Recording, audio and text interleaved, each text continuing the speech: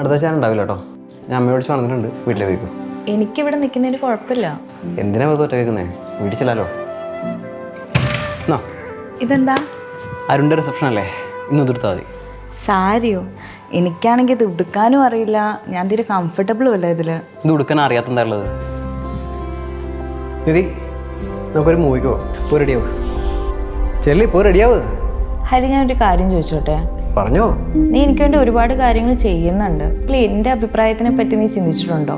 നിധി, ഞാൻ വിചാരിച്ചത് നിനക്കിതൊക്കെ ഇഷ്ടമാണെന്നുള്ളതാണ്. ബട്ട് നീ ഓരോ ഡിസിഷൻസ് എടുക്കുമ്പോൾ അതിൽ എൻ്റെ ഒപ്പീനിയൻ കൂടി നിനക്കൊന്ന് ചോദിച്ചുകൂടെ? എടോ, ഞാൻ ഒന്നും ചിന്തിച്ചില്ല. അങ്ങനെ ഇപ്പോൾ ഹരിയുടെ ഇഷ്ടങ്ങൾക്ക് മാത്രം ഞാൻ ജീവിച്ചാൽ പിന്നെ അവിടെ എൻ്റെ ഇൻഡിവിജ്വാലിറ്റിക്ക് ഹരി എന്ത് സ്പേസ് ആണ് തരുന്നത്?